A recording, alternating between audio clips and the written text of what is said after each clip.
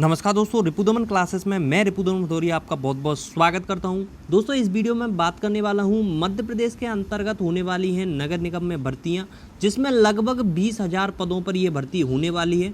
हालांकि अभी इसका नोटिफिकेशन आउट नहीं हुआ है जिसको आप अप्लाई कर सकें, तो कुछ लोगों के मन में ये डाउट होगा। लगभग इसमें अभी से 5 से 6 महीने लग सकते हैं इस भर्ती को आने में। तब तक आप क्या करना है, तब तक आपको कुछ ऐसे डिप्लोमा है या फिर कुछ ऐसी योग्यता है जो आप में शैक्षणिक योग्यता नहीं है, तो आप उनको कंप्लीट कराइए। मैं आपको बता दूंगा कौन कौन सी पोस्ट हैं जिनके लिए आप अप्लाई कर सकते हैं। तो आप उसके लिए अगर एलिजिबल हैं तो अच्छी बात है, अगर नहीं है तो वो डिप्लोमा आप तैयार कर लीजिए तब तक जब तक आपका नोटिफिकेशन आउट होगा आप उसे अप्लाई कर पाएँ। तो सुनो, सबसे पहले मैं इस वीडियो में आपको संपूर्ण जानकारी देने वाला हूँ इस नगर निगम भर्ती के बारे में, क्या सिलेबस रहने वाला है, कब तक आएगी, वगैरह वगैरह। और मैं ये किस आधार पे आपको बताने वाला हूँ, ये एक नोटिस है जो कि जारी किया गया था 12 तारीख को। तो उसकी जो भी डिटेल है उसके अंतर्गत ही हम जाके इसमें आपको बताने वाले हैं कि क्या ऐसी चीज़ें हैं, किन पर ये भर्ती, कौन से रिक्त पद हैं, वगैरह वगैरह। तो चलते हैं डायरेक्ट उस नोटिस पे और वहाँ जाके आपको मैं बताता हूँ। तो दोस्तों, ये वाला जो नोटिस है वो जारी किया गया था 12/10/2021 को। इसके अंतर्गत जो भी है, क्योंकि इसमें देखो पदोन्नति के बारे में बताया गया है, रिक्त पदों के बारे में बताया गया है, आपका ग्रेड पे क्या है वो बताया गया है, कौन कौन से पद हैं उनके लिए क्या शैक्षणिक योग्यता है वो बताई गई है। तो वो डायरेक्ट चीज़ मैं आपको बताता हूँ क्या आपके लिए इम्पोर्टेंट रहने वाला है। हालांकि इसका जो PDF लिंक है वो मैं आपको डिस्क्रिप्शन में प्रोवाइड करा दूंगा, तो आपका मैं टाइम वेस्ट नहीं करूँगा। तो चलते हैं डायरेक्ट, जो भी इम्पोर्टेंट है वो मैं आपको डिस्कस कर देता हूँ। तो दोस्तों देखो, ये हो गया आपका ग्रेड पे वगैरह वगैरह जो भी चीज़ें हैं, लेकिन ये आपके काम की चीज़ें नहीं है। जब आपको जॉब मिल जाए उसके बाद आपके ग्रेड पे वगैरह आप सब देख लीजिएगा। देखो, अब आपके लिए इम्पोर्टेंट क्या है उस विषय में आपसे चर्चा कर लेता हूँ। देखो, सबसे पहले आपको पद कौन कौन से इसके अंतर्गत आते हैं वो आपके लिए इम्पोर्टेंट है, और अगर आप उनके लिए अप्लाई करते हैं तो क्या शैक्षणिक योग्यता आपके लिए होनी चाहिए। तो देखो, सबसे पहले जो पद आता है वो आता है सहायक आयुक्त। तो इसके लिए आपके पास एक स्नातक यानी मान्यता प्राप्त विश्वविद्यालय से किसी भी विषय में स्नातक, चाहे आपका BA हो, BSc हो, कुछ भी आपके पास, अगर आप ग्रेजुएट हैं तो आप इसके लिए अप्लाई कर सकते हैं। उसके बाद कुछ हैं जिनके लिए आप देखो कुछ डिप्लोमा चाहिए, जैसे सहायक जनसंपर्क अधिकारी। अब जनसंपर्क अधिकारी है तो उसके लिए क्या है, पत्रकारिता में आपको वो हो, स्नातक हो तो उसके लिए चलेगा। ऐसे ही जैसे नेक्स्ट देखते हैं सहायक लाइब्रेरियन है, सहायक विधि अधिकारी है। मैं डायरेक्ट बताता जा रहा हूँ, जो भी इंपॉर्टेंट है मैं आपको बता दूंगा। देखो, सहायक क्रीड़ा अधिकारी है, जैसे क्रीड़ा अधिकारी है तो आपके लिए क्या है, क्रीड़ा मतलब खेल से रिलेटेड है। तो बैचलर ऑफ फिजिकल एजुकेशन एवं खेल विशेष में राज्य का प्रतिनिधित्व किया हो, अगर राज्य का प्रतिनिधित्व किया हो वो वाला आपके पास अगर वो होगा, बैचलर ऑफ फिजिकल एजुकेशन के मिलता है तो उससे आप इसको अप्लाई कर सकते हैं। ठीक है, नेक्स्ट देखिए सहायक ग्रेड 3। अब इसके लिए क्या है, 12th पास होनी चाहिए। उसके अलावा आपको इसमें क्या है, कंप्यूटर का एक डिप्लोमा होना चाहिए। ऐसे स्टेनोग्राफर ग्रेड 3 में है, 12th पास होना चाहिए और आपको कंप्यूटर का डिप्लोमा होना चाहिए। लेकिन देखो, कुछ ऐसी भी इसके अंतर्गत भर्तियां आएंगी जैसे आपकी केवल और केवल 10th आपको उत्तीर्ण होनी चाहिए, जैसे भरत हुआ, आपका चौकीदार हुआ।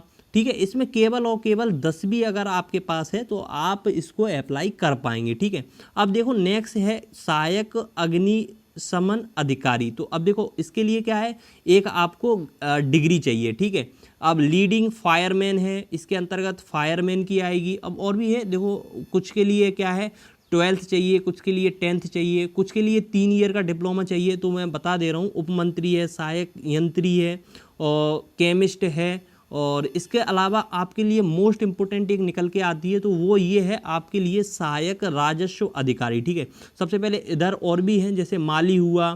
तो माली के लिए आपको केवल और केवल 8वीं उत्तीर्ण होना चाहिए, लेकिन उसके साथ आप के पास 5 वर्ष का अनुभव भी होना चाहिए, तब इसके लिए आप अप्लाई कर पाएंगे, है ना।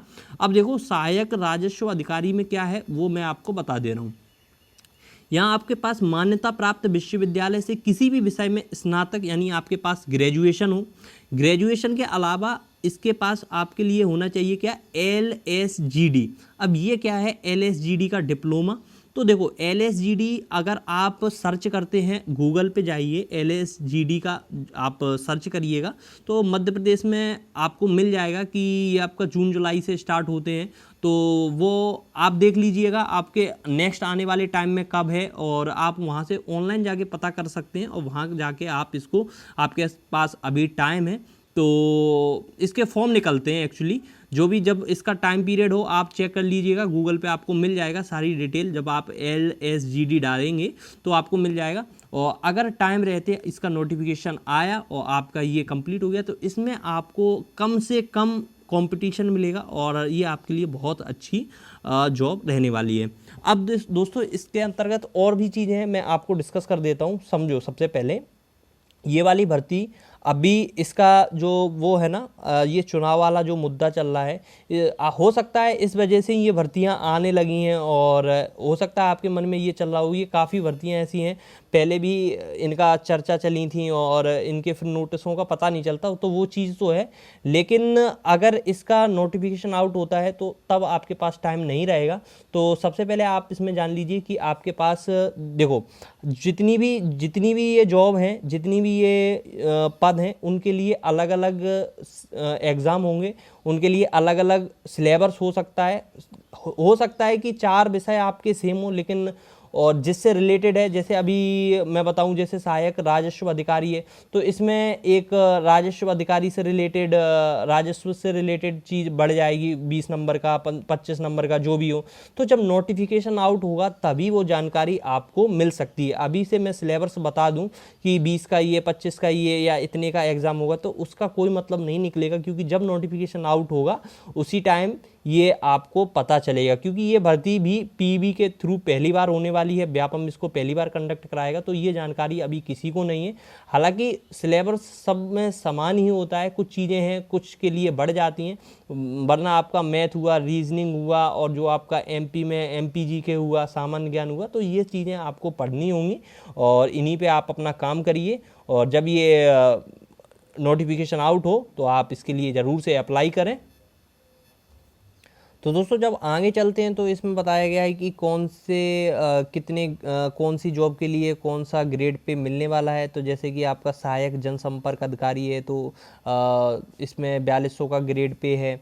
तो इस तरीके से जो जितनी भी डिटेल है वो आपको नीचे मिल जाएगी, क्योंकि मैंने डिस्क्रिप्शन में जो PDF लिंक है वो आपको प्रोवाइड करा दी है, तो वहाँ से जाके आप इसको डाउनलोड कर लीजिएगा और इसको देख लीजिएगा अच्छे से। देखो नगर निगम में जो भर्ती है वो पहली बार व्यापम कंडक्ट कराने वाला है, और अगर 20,000 पदों के लिए ये भर्ती होती है तो काफ़ी बड़ी मात्रा में ये भर्ती होने वाली है। तो आप इसमें बड़े श्योरिटी के साथ जॉब ले लेंगे अगर आप थोड़े से भी अच्छे से पढ़ाई करते हैं। तो आप ध्यान दीजिएगा, जो भी कॉमन सब्जेक्ट हैं उन पे तो आप अपनी अच्छे से पकड़ कर दीजिएगा। और जब नोटिफिकेशन आउट होगा तो देखो सबसे पहले मैं आपको बता दे रहा हूँ, जैसा कि मैंने पहले बताया, आपका मैथ, आपका रीजनिंग, आपका ये GK होगा, और इसी में आपका GS हो जाएगा, ठीक है। अब इसमें क्या है, GK GS प्लस MPGK हो सकता है, MP का GK जो आता है वो अलग से आए, MPGK। अब देखो मैथ हुआ, रीजनिंग हुआ, GK GS हुआ और MP का GS, क्योंकि MP के अंतर्गत ये होने वाली है। तो ये 3 चीज़ें कॉमन है। अब जैसे कोई कंप्यूटर से रिलेटेड अगर जॉब आई तो उसमें कंप्यूटर का भी बढ़ जाएगा, ठीक है, उसमें कंप्यूटर पूछा जाने लगेगा। अगर बाय द वे जैसे कोई आपका जैसे पटवारी आने वाला है तो उसमें पंचायती राज बढ़ जाता है। तो इस तरीके से जो भी जिससे रिलेटेड जॉब है उसी के हिसाब से जो सिलेबस है वो उसके अकॉर्डिंग आता है। तो नोटिफिकेशन आउट होने के बाद आपको ये चीज़ें पता चल जाएंगी, है ना। अभी किसी को नहीं पता जो एज वगैरह है वो कितनी रहेगी। तो इस जो आपके मन में ये कुछ सवाल चलते हैं, जैसे एज का बता दीजिए या फिर एग्जैक्ट डेट बता दीजिए, तो वो चीज़ें अभी किसी को नहीं पता है। हालांकि कहने को कोई कुछ भी कह सकता है, तो ये चीज़ें बेकार हैं। अभी जब तक नोटिफिकेशन ऑफिशियली नहीं आएगा तब तक हम कुछ नहीं बोल सकते कि ये एज कितनी रहने वाली है, एग्जैक्ट किस डेट को ये वाली नोटिफिकेशन आउट होने वाला है। क्योंकि कुछ ऐसे प्रीवियस आपके फॉर्म डले हुए हैं, उनके एग्ज़ाम अभी तक कंडक्ट नहीं करा पाए हैं, और ये कुछ नई भर्तियों के अपन लोग चर्चा अभी से करने लगे हैं। हालांकि चर्चा इसलिए ज़रूरी थी क्योंकि आपको पता चल जाए और आप अपनी तैयारी में कम से कम आपको इतना तो पता होना चाहिए कि कोई भर्ती आ रही है, उसके लिए हम अपनी तैयारी प्रिपरेशन स्टार्ट कर दें। ठीक है, अब मैं ज़्यादा और चर्चा नहीं करूँगा वरना ये सब फालतू की बातें होंगी और आप भी सोच रहे होंगे। जो इम्पोर्टेंट है वो मैंने आपसे डिस्कस कर लिया। हालांकि आप लोग थोड़ा सपोर्ट करिए, अभी चैनल पे व्यूज़ वगैरह थोड़े कम आ रहे हैं और आप लोगों का सपोर्ट काफ़ी कम हो गया है, तो प्लीज़ इस वीडियो को शेयर करिए अपने दोस्तों के साथ जिनको आप जानते हैं, उन सभी को आप शेयर कर सकते हैं। मिलते हैं नेक्स्ट वीडियोज़ में, तब तक के लिए जय हिंद, वंदे मातरम।